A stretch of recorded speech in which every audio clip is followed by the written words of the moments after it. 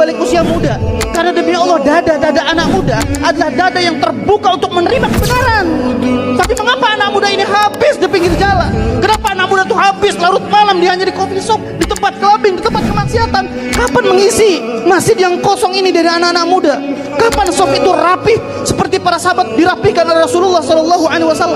Selagi anak muda tidak ditemukan di masjid, selagi anak muda sulit dikumpulkan di majelis ilmu, selagi itu harapan kita masih jauh daripada kebesaran Islam. Assalamualaikum warahmatullahi wabarakatuh. Halo semuanya, selamat datang di podcast kami hari ini. Jadi hari ini kami akan podcast tentang topik yang sedikit agak berat nih teman-teman. Jadi di sini kami akan mengambil topik dengan judul Generasi Muda Islam sebagai agen moderasi atau ekstremisme. Nah, teman-teman, di sini saya dan teman-teman saya, Charles Octavia, Jihan Arika Septianur, Nur Laila. Nah, di sini kami akan membahas topik ini, teman-teman. Dan perlu diingat, dalam podcast kami kali ini kami tidak menyinggung pihak manapun, baik kelompok, organisasi maupun mazhab tertentu. Di sini kami hanya fokus dengan bagaimana cara agama bertindak dan tidak bermaksud untuk menjodohkan siapapun. Iya serius, kayak mahasiswa yang bilang saya tuh udah belajar, tapi belajarnya baru 5 menit, itu pun sambil buka TikTok. Benar banget, tapi yang membahas tentang moderasi dan agen ekstremisme ini penting banget buat kita, apalagi anak muda.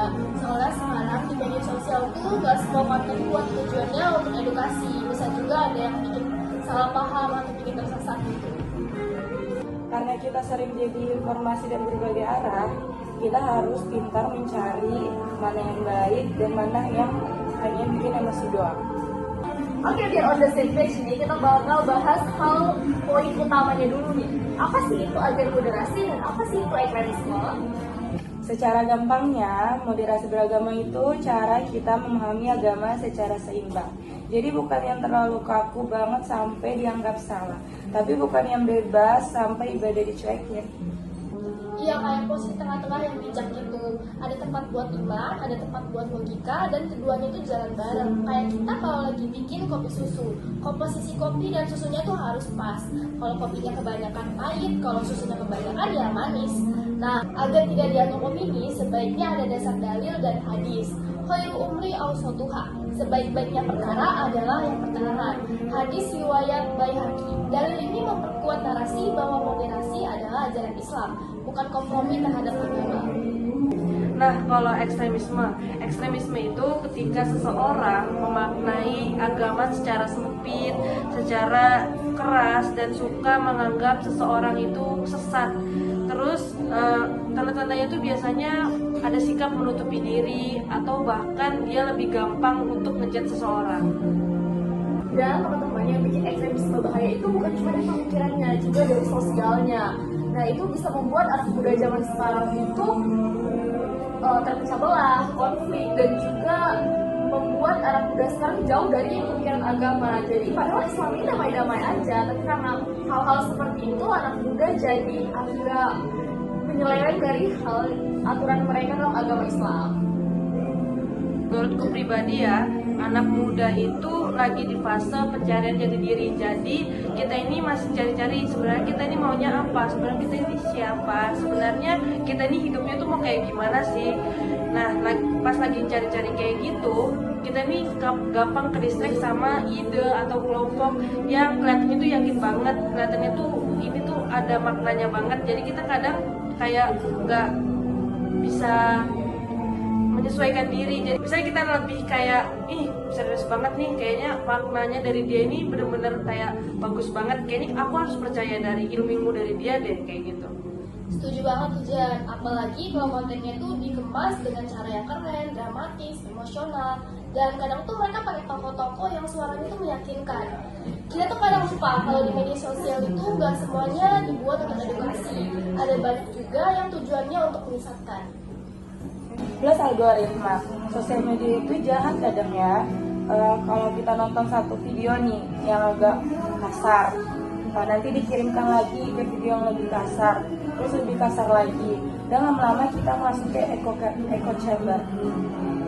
Dan ekstremisme itu nggak selalu muncul dari ceramah yang panjang, bisa jadi dari narasi-narasi yang membuat kita berpikir kalau ekstremisme itu memang ada. Contohnya kayak narasi tentang saya adalah orang yang paling benar, atau mereka itu sesat, mereka itu kafir. Nah, akhirnya menutup jalan tempat Islam. Nah, jadi kita juga masuk ke topik yang lebih dekat nih ya teman-teman. Kalian punya nggak sih pengalaman tentang teman-teman kita yang pernah terpapar dengan ekstremisme ini? Aku ada, jadi dulu waktu masih kelas 10, dia itu awalnya biasa aja, ceria dan suka nongkrong. Tapi setelah ikut kajian tertentu, dia itu orangnya jadi agak tertutup, terus mulai gampang ngecap, itu bidah, itu sesat. Kita bukan keberatan sama ibadahnya ya, tapi cara dia nilai orang tuh jadi negatif banget. Nah, kalau aku kebalikannya, aku pernah ketemu teman yang jadi agen moderasi. Misalnya nih, dia bikin konten TikTok tentang Islam, tapi bahasanya tuh santai banget, relatable, dan selalu bilang Islam itu luas, jangan sempitkan. Dan ternyata banyak loh anak muda yang merasa nyaman dan pendekatan kayak gitu. Nah, jadi teman-teman, generasi muda itu nggak selamanya membawa ekstremisme. Ada juga anak muda yang bisa menjadi moderasi yang keren. Ini bagian penting nih, sebenarnya gimana sih cara sebagai kita anak muda bisa jadi agen moderasi? Pertama-tama, pahami perbedaannya. Ulama dari zaman dulu aja banyak perbedaan pendapat, tapi mereka saling hormat. Kita yang masih mahasiswa masa tiba-tiba sampai benar. Kedua tuh kalau bisa belajar dari sumber terpercaya, dan kalau bisa tuh jangan belajar dari konten-konten yang viralnya doang. Kalau bisa cari guru yang seanak agama, ilmunya tuh ada. Terus juga kalau misalnya kalian gak paham kan, jadinya kalian bisa nanya nih. Terus jangan langsung percaya. Jadi apapun itu yang kalian tangkap, kalau bisa langsung ditanya, biar apa yang kalian dengar itu bisa kalian tahu benar enggak, atau mungkin itu cuman simpang siur aja, orang-orang cuma sembarangan ngomong. Dan menurut aku juga ya teman-teman, kita bisa menggunakan media sosial ini dengan hal yang positif. Contoh kayak kita jangan cuma ngupload ceramah-ceramah yang panjang, karena anak muda zaman sekarang juga kita bisa mengerti ya, udah semua orang mau dengar ceramah yang panjang-panjang, tapi kita bisa gunakan cara kayak ada satu potongan ceramah yang panjang nih, kita ambil poin-poin pentingnya aja terus kita upload. Nah, poin-poin pentingnya itu contohnya kayak kata-kata yang damai, kata-kata yang bijak, dan kata-kata yang bisa mempengaruhi anak-anak muda untuk ada di jalan agama yang baik gitu. Nah, kita tuh jangan juga gampang ikut arus yang bikin marah. Kalau lihat konten yang provokatif, jangan langsung emosi. Coba pikir dulu, cek dulu, dan lihat dari sisi lain. Terus kita tuh harus bangun ruang diskusi kayak gini loh ngobrolnya. Kita diskusi beda pendapat, tapi kita harus tetap santai. Ini cara paling ampuh untuk memengaruhi ekstremisme. Segmen selanjutnya itu ada tanda-tanda teman mulai terpengaruh ekstremisme. Jadi kalau misalnya kalian merasa ada teman-teman kalian yang mulai kelihatannya berubah, itu coba deh kalian perhatiin tanda-tandanya tuh kayak gimana. Misalnya kayak tiba-tiba gampang ngekafirin kelompok lain, mulai menarik diri dari lingkungan, dan cara ngomong itu jadi keras, pikirannya sempit dan gak mau diajak diskusi. Nah, kalau kita ketemu tanda-tanda seperti ini, kita tuh nggak boleh langsung ngejauhin dia, guys. Kita tuh harus ngajak ngobrol. Terus kadang mereka tuh butuh teman untuk meluruskan gitu. Nah, teman-teman, gak terasa ya waktu kita udah 15 menit dalam podcast ini.